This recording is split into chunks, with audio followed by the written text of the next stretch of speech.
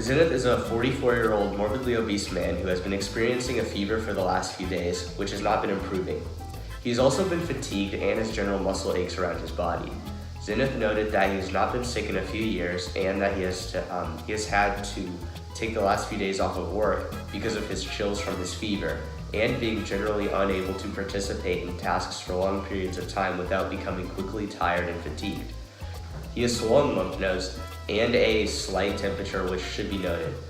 He has not received a vaccination for the common flu strain this season, and Zenith does not travel much but recently came back from a trip to Cambodia.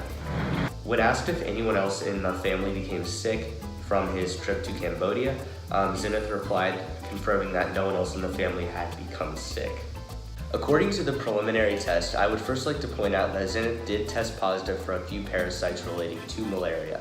In the second round of testing, his results came back positive for P. vivax, which is a stronger type of malaria than the more common P. falciparum parasite.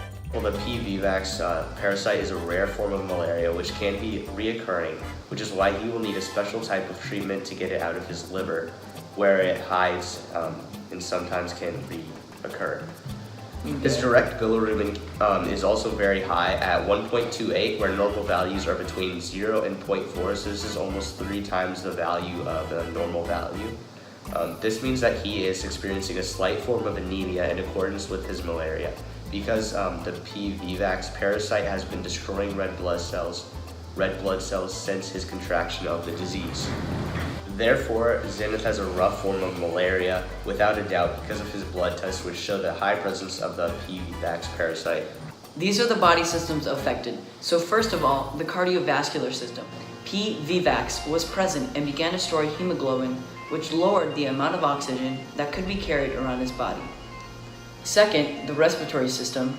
Because he had a low hemoglobin count, he had to breathe more so that he could get enough oxygen to keep his body nourished. Third, the lymphatic system. Due to the infection, the lymphatic system was forced to produce white blood cells to fight off the disease. Because of this, his spleen grew in size during the infection since it had to remove so many infected red blood cells. His lymph nodes also swelled up, which disrupted homeostasis.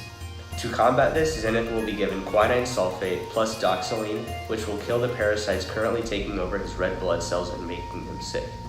He must also start immediate treatment with primaquine phosphate because his strain of malaria has hypnocytes, which have a tendency to stay dormant in the liver.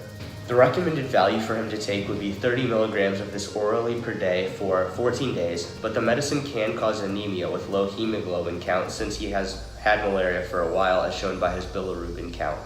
This is called G6PD deficiency, which will resolve with proper medication, so he must take 45 milliliters of primaquine phosphate, QW, or once per week for 8 weeks instead to prevent worsening anemia. This will lead to ridding his body of the P. vivax parasite. Here are the biomedical professionals that would have helped Zenith after he contracted the disease malaria.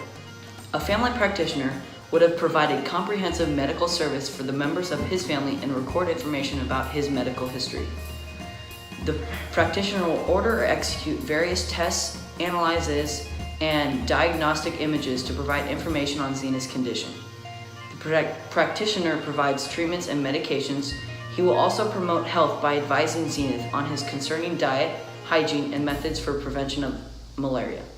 And he could vaccinate Zenith to immunize him from communicable diseases. He will also order blood tests to be run on his patients.